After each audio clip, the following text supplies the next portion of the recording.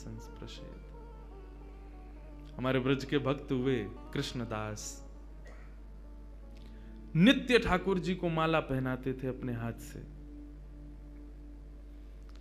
महाभारत में अनुशासन पर्व में भीष्म पितामह कहते हैं कि यदि कोई व्यक्ति 12 वर्ष तक बिना नागा किए एक नियम का पालन करे तो 12 वर्ष के उस नियम का प्रभाव ये होगा, जिस देव को चाहेगा, जिस ब्रह्म को चाहेगा, जिस रूप को चाहेगा अपने सामने प्रकट कर सकता है। आज भी ये संभव है, लेकिन याद रहे एक दिन भी वो नियम टूटना नहीं चाहिए। ये भाव उन महात्मा ने सुना, कृष्णदास जी ने। मुझे बहुत प्रिय है कृष्णदास जी का भाव। उन्होंने एक ही सेवा अपना ली। जब कथा में सुनकर के गए कि 12 वर्ष तक कोई नियम अपना लिया जाए और 12 वर्ष तक उसको बेनागा पूर्ण किया जाए, तो 12 वर्ष के बाद जिस देव को चाहोगे, जैसे चाहोगे वैसे उसका दर्शन हो सकता है। तो नित्य माला बनाते थे अपनी कुटिया में, और नित्य माला बना करके नंद गांव में, नंद भवन में ऊपर जाकर के कन्हैया को अपने हाथ से पहनाते थे। और उनका भाव केवल इतना था, कन्हैया मैं ये नियम इसलिए अपना रहा हूं कि मैं चाहता हूं जिस दिन 12 वर्ष पूरे हों, 13वें वर्ष का पहला दिन प्रारंभ हो, उस दिन मैं ना आऊं, मेरा कन्हैया मेरे कुटिया पे आए, मैं वही माला पहनाऊंगा। मेरा बस यही नियम है। नित्य ठाकुर जी को माला पहनाते, और माला पहनाने के बाद में कन्हैया के कान में बोलते, लाला 2 साल हो गए, केवल 10 साल रह गए। माला पहनाते, कन्हैया केवल 5 वर्ष रह गए, कन्हैया अब केवल 1 ही वर्ष रह गए, कन्हैया अब तो 6 ही महीना रह गए, कन्हैया अब तो 15 दिन रह गए, अब तो नाचते हुए जाते हैं माला लेकर के, कन्हैया अब तो 1 ही हफ्ता रह गो।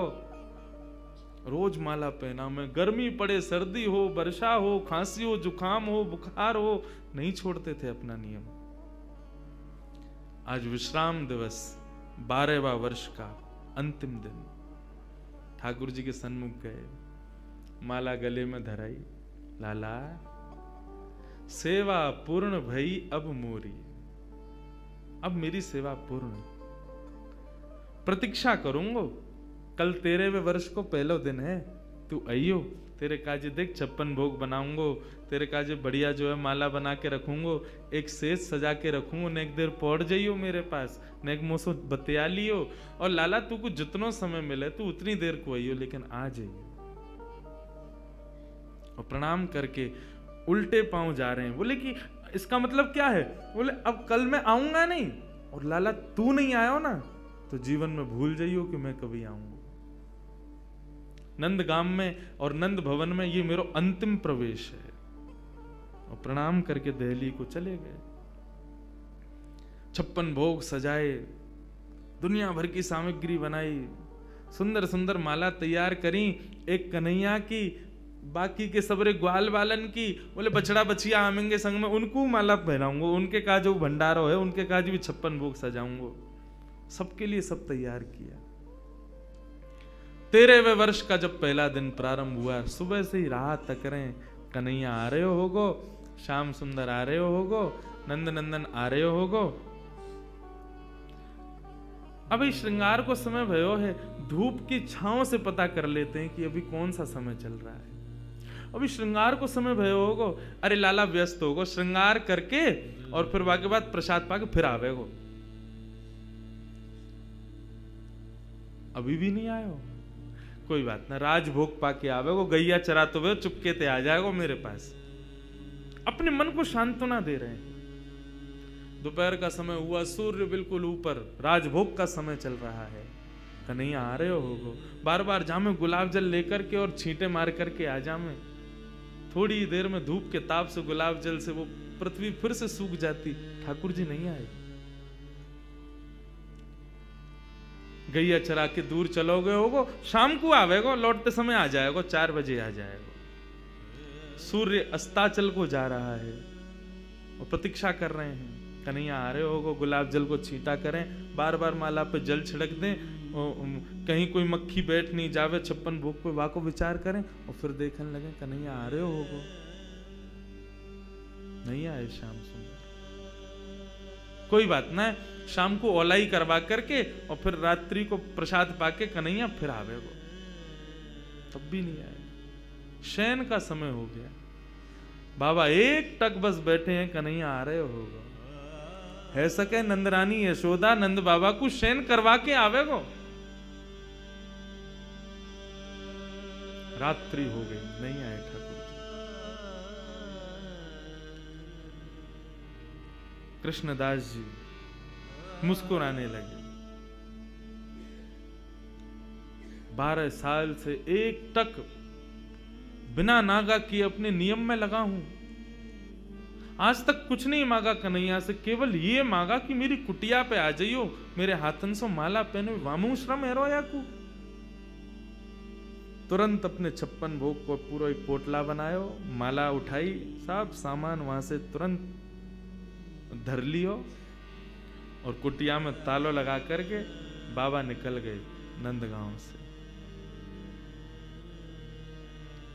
बोले जीवन में नहीं आऊंगा, मेरे जीवन को सबसे बड़ा अपराध है गयो, मैंने 12 साल या कन्हैया को दे दिए या श्याम सुंदर को दे दिए। अरे काय बात को श्याम सुंदर, काय बात को कन्हैया, काय बात को दयालु, एक भक्त की एक मनोकामना ना पूरी कर सके।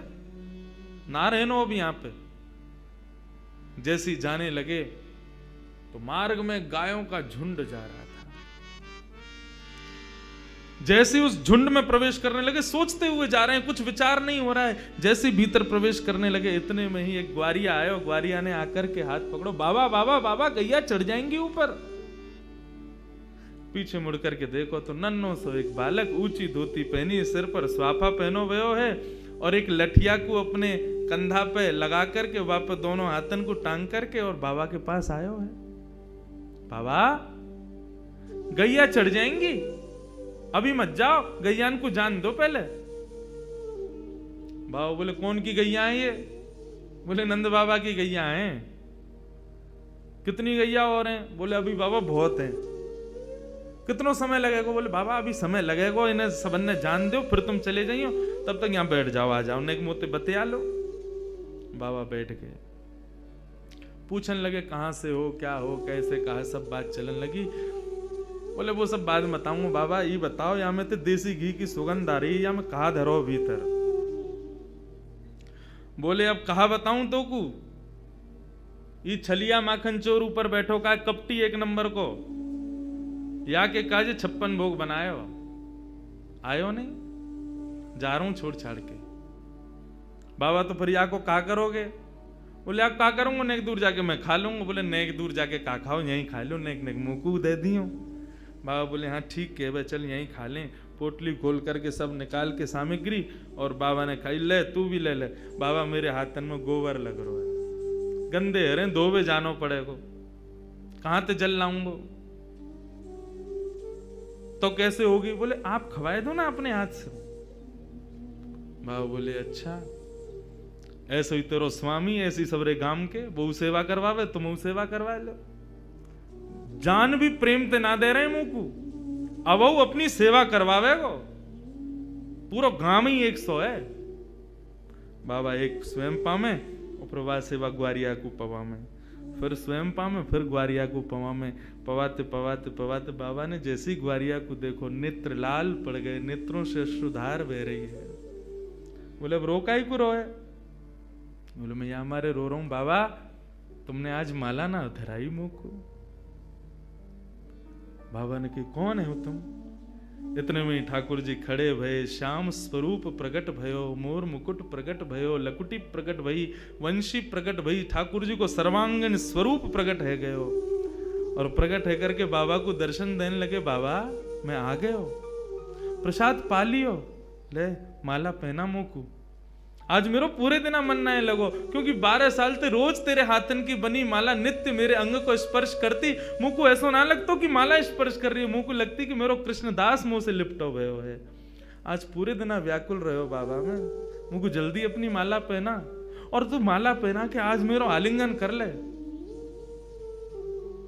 कृष्णदास क्रोध में देख रहे हैं। नहीं पहनाऊंगा, आज नहीं पहनाऊंगा, आज ये माला किसी और के गले में जाएगी। ठाकुर जी बोले कौन के गले में? बोले मैं यह विचार कर रहा हूं कि मैंने बरसानो जावे को मन बनायो तो कन्हैया प्रकट है गयो। यदि ये माला जाकर के किशोरी जी को ही धरा दूंगा और वहीं जाकर के उनके चरणन में ही रहूंगा, जहां जावे की इच्छा मात्र से कन्हैया प्रकट है गयो। यदि वहीं निवास करूंगा तो कन्हैया तो रोज आवेगो। ठाकुर जी हाथ पकड़े, पांव पकड़े, कृष्णदास बोले अब ना रुकूंगा, अब तो किशोरी जी के चरणन में ही जाके रुकूंगा।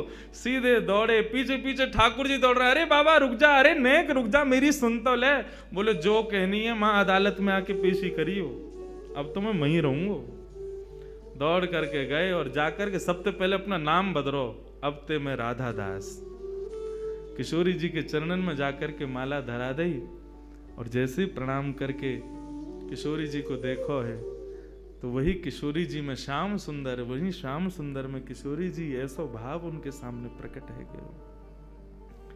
कहने को अभिप्राय भागवत भी इस बात को स्वीकार करे कि तस्य भाव प्रभावेण विरहोस्मान न संस्पृशेत। यदि किशोरी जी की शरण ले ली जाए तो ये श्याम सुंदर कभी कोई को विरह ना दे सके। ये श्याम सुंदर नित्य किशोरी जी के ही हैं, उन्हीं के ही हैं।